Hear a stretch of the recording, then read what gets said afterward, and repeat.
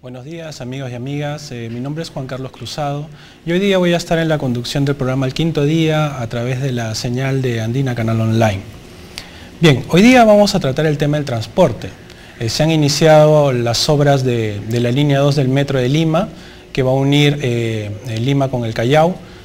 Y bueno, es una obra bastante importante y para ello hemos invitado al vicedecano nacional del Colegio de Arquitectos del Perú, el arquitecto Arturo Yep. Buenos días, señor Yep, ¿cómo está usted? Buenos días, señor Cruzado, muchas gracias por la invitación a participar en este programa y al Andina Canal Online por tratar este tema tan importante para la ciudad de Lima. Bien, queríamos saber cuál es la postura que tiene el Colegio de Arquitectos respecto a esta obra de la línea 2 del Metro de Lima, ¿no? Que es una obra bastante importante y que esta semana ya se ha anunciado incluso un desvío de rutas en la carretera central para darle prioridad a la construcción de esta infraestructura importante para la ciudad, ¿no? Para todos es conocido, nosotros como usuarios de la ciudad de Lima podemos ver que la infraestructura urbana y la infraestructura de transporte tiene un atraso se estima en 30 años o probablemente más por la falta de sistemas de movilidad urbana. Y en este sentido, los sistemas modernos que permiten el transporte de una población importante, pasajeros masivos, pues esta recién se empieza a construir. Por eso sí consideramos muy importante la ejecución de la línea 2 como parte de todo un sistema integrado de transporte, una red de transporte, pero bienvenido, pero también es verdad que no todos los detalles del proyecto es de conocimiento público y por cierto, con esto lo que digo es que el expediente técnico, por ejemplo, no fue consultada a la población y no se ha hecho conocer en particular al Colegio de Arquitectos. Pero usted me está diciendo que hay un atraso de 30 años en cuanto al transporte masivo, ¿no? ¿Con cuántos años estaría adelantando la ciudad de Lima con la ejecución y concreción de estas obras, ¿no?, tan importantes como son la línea 2, que viene la línea 3 también, y que van a complementarse muy bien con la línea 1, que ya está en pleno funcionamiento de Villa El Salvador a Bayóvar, ¿no? Mire, para suerte la ciudad de Lima cuenta con un plan maestro de transporte metropolitano, Lima-Callao, en donde se contempla un sistema en el que se integra el sistema de trenes de transporte rápido masivo con el sistema buses también de transporte rápido masivo, pero sobre la base de una integración de ambos sistemas. Yo diría que con la ejecución de la segunda línea todavía no nos hemos actualizado ni nos hemos adelantado, porque por ejemplo ciudades de población de 2 millones de habitantes, que es mucho menos de lo que tiene Lima, que hoy se habla de 9 millones o 10 millones, pues en Panamá, con 2 millones de ciudad de Panamá con 2 millones de habitantes ya tiene la primera línea de transporte del metro y están ya planificando la línea 2. Ahora bien, ¿cuál es la mejor forma de complementar estas líneas, ¿no? Se habla de algunos corredores, ejes viales. ¿Dónde queda el peatón en toda esta infraestructura de transporte? Curiosamente, cuando hablamos del sistema de transporte rápido y masivo, lo que estamos hablando es de la importancia que tiene el peatón, porque estos sistemas lo que trasladan es un volumen importante de personas. Y por eso la solución y el planteamiento de un sistema de transporte rápido y masivo no solamente tiene que ver con el sistema ferroviario, sino también con lo del acceso de las personas, porque esto solamente funciona si es que hay un adecuado acceso y salida de las personas a las estaciones. Y entonces un proyecto integral no solamente es diseñar cómo se va de un sitio a otro, sino además cómo se accede a las estaciones. Y en esa creo que Lima no tiene buena experiencia. ¿No? Podemos ver las estaciones del Metropolitano, pues han colapsado en breve plazo, e incluso las remodelaciones o ampliaciones que se han hecho tampoco no podemos decir que son un ejemplo de estaciones. ¿No? Basta ver cómo se han diseñado estaciones en otras ciudades para ver que estas estaciones tienen mucho más capacidad, tienen facilidad, como por ejemplo para pasar de un nivel a otro con escaleras automáticas, ¿no? y que tiene un flujo importante en el cual no existe, digamos, congestionamiento en estas estaciones. Y en cuanto al tema de aquellas personas que no cuentan con una locomoción privada, o sea, un auto propio, pero aquellas personas que les gusta ir en bicicleta o en otro tipo de locomoción, o que les gusta caminar simplemente, ¿cuál debe ser la vía para que estas personas tengan un lugar por donde transitar, ¿no? Mire, muy interesante lo que menciona, porque esto lo que nos habla es de la integración modal, es decir, de cómo se combina el transporte rápido masivo de trenes con la movilidad en bicicleta. La forma de se integra es que una persona de su domicilio puede llegar a una estación, y en estas estaciones tiene que haber un parqueadero de bicicletas, de forma tal que una persona deja su bicicleta en un lugar seguro y luego a partir de ahí se traslada en forma interdistrital, ¿no? Al retorno hace lo mismo. Pero también puede mejorarse sin necesidad de utilizar su bicicleta. Hay ciudades donde se han implementado bicicletas municipales y en donde el vecino puede hacer uso de la bicicleta municipal, la deja en la estación y esa bicicleta está disponible para otro usuario que está debidamente acreditado ante la entidad que preste ese servicio. Ya estamos viendo algunos ensayos aquí en Lima con estas bicicletas que ha implementado la Municipalidad de San Borja, por ejemplo. Pero quizás lo que la Municipalidad de San Borja no ha hecho es que lo ha integrado al sistema de trenes, porque el tren pasa por su distrito. Claro. Y en cuanto al tema de las vías rápidas que necesita la ciudad, ¿cuál es, porque en otras ciudades pues vemos unas grandes carreteras que rodean a las ciudades, ¿no? ¿Cuál es el déficit que tiene la ciudad de Lima respecto a este tipo de carreteras, tipo evitamiento, tipo el Zanjón? ¿Cuál es el déficit que tiene la ciudad de Lima en este tipo de infraestructura? Mire, hay un modelo idealizado de planificación del transporte por el cual se dice que la ciudad, en la medida que va creciendo, debe conformar un anillo. Es decir, por ejemplo, hay modelos como Curitiba, como la ciudad de Santa Cruz en Bolivia, en donde hay anillos concéntricos y que de alguna forma también en ciudades como Trujillo se ha ido formando.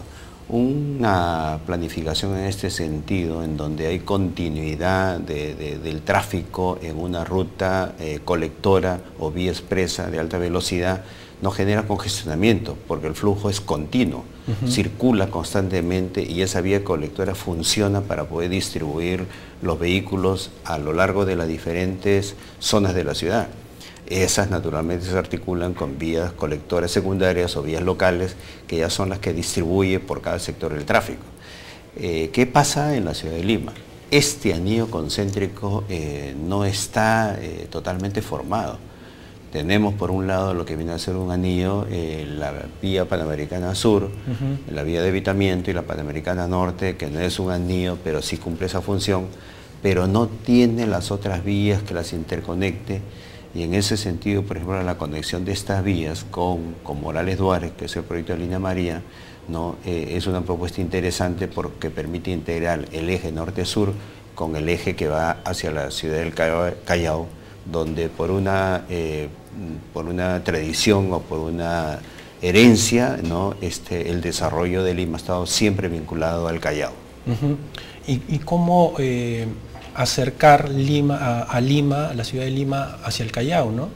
Más aún teniendo en cuenta que cuando uno entra al Callao ya tiene que bajar mucho la velocidad y como que eso también retrasa un poco el transporte de las personas hacia esa región, ¿no? Mire, ya están planificados esos ejes de integración. Por el lado norte está la avenida Néstor Gambetta. Por el eje central propiamente se tiene vías, como ya le he mencionado, Morales Duárez para el transporte de carga, ¿no? Argentina y la avenida Colonial, ¿no? Y por el lado un poco más hacia el sur tenemos en el extremo la avenida, una suerte de costanera que es la que corresponde a la Costa Verde.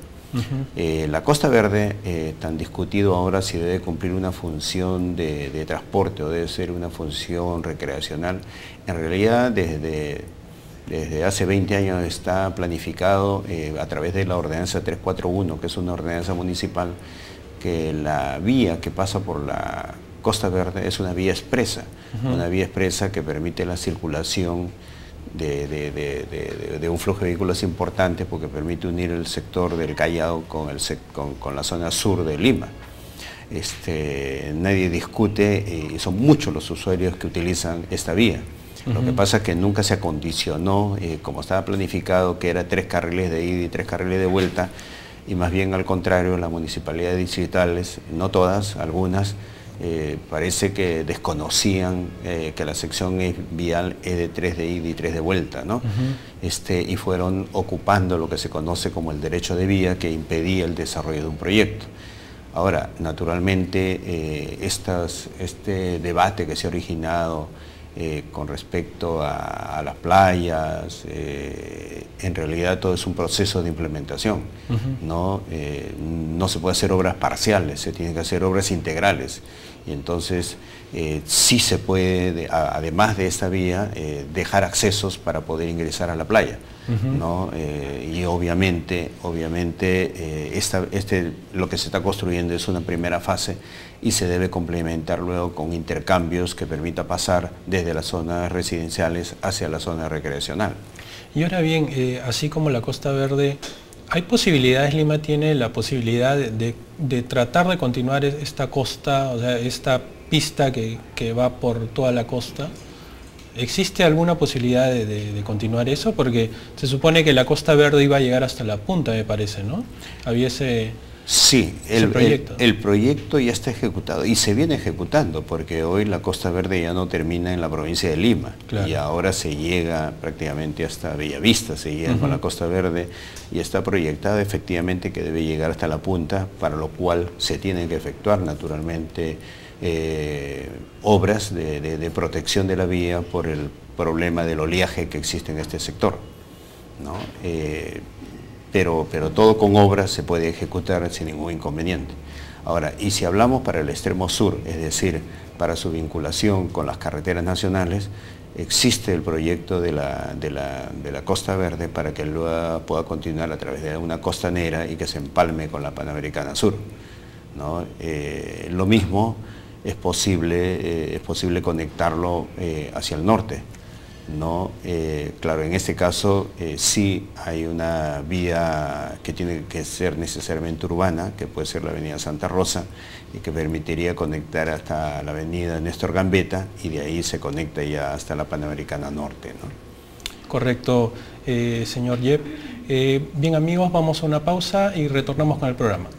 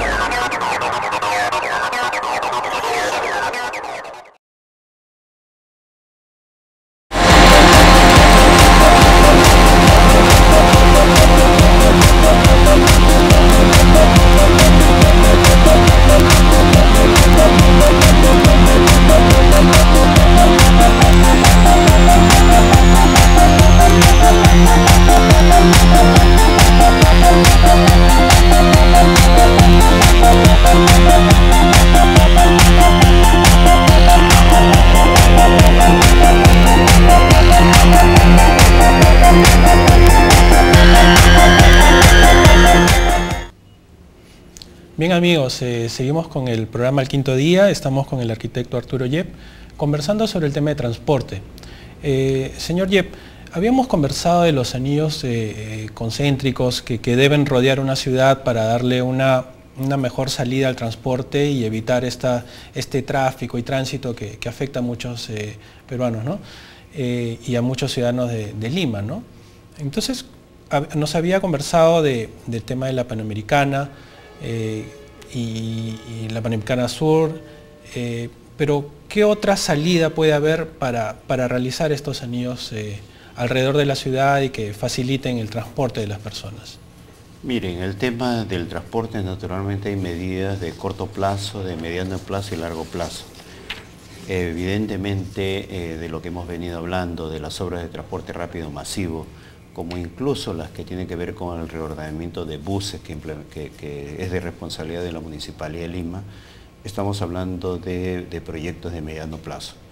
Y algunos otros, como la línea 3, la línea 4 del metro, o el cuarto o quinto corredor que implemente Lima, también probablemente estamos hablando del mediano y largo plazo. Pero ¿qué hacer ante el problema de corto plazo? Porque en el corto plazo todos nosotros sufrimos la congestión, el largo recorrido, y es más, hasta se cuestiona si la ciudad de Lima ya es viable, ¿no? En el marco de convertirse en una ciudad del primer mundo, porque los tiempos de transporte o el recorrido hacia nuestro destino está tomando demasiado tiempo, y lo peor es que ni siquiera con una previsión si podemos llegar, porque de repente nos encontramos que hay obras que han cerrado las vías, o nos encontramos con que basta un vehículo que esté detenido, ¿no? Y no siempre por un accidente, sino porque simplemente una avería en el vehículo, que simplemente funcionó mal la máquina, se detuvo y generó una enorme congestión, ¿no? Lo hemos visto en avenidas que es imposible que pueda ocurrir esto, como la vía de evitamiento, claro, ¿no? O en la carretera central, no puede ocurrir pues, una avería o una detención del tráfico, mucho menos cuando se trata de un vehículo de transporte público que tiene una obligación de pasar la revisión técnica vehicular con mucho más rigor. Entonces, todas las recomendaciones de los especialistas de transporte nos dice que en realidad la administración del transporte se puede hacer mejorando los sistemas operacionales. ¿Qué significa los sistemas operacionales? Intervenir en las diferentes medidas, como por ejemplo trabajar en la semaforización, trabajar en el ordenamiento del transporte público, en el sentido de que solamente se detengan en los sitios autorizados y en paraderos autorizados, y que los vehículos de transporte público, es decir, los buses o las minivans, no se detengan pues a mitad de cuadra, en la esquina, pasando el semáforo, antes del semáforo, de tal forma que bloquea el tránsito. Eso se tiene que regular, se tiene que mejorar la cultura del conductor del transporte público y asumir la responsabilidad que esas detenciones lo único que hace es genera congestión de tráfico.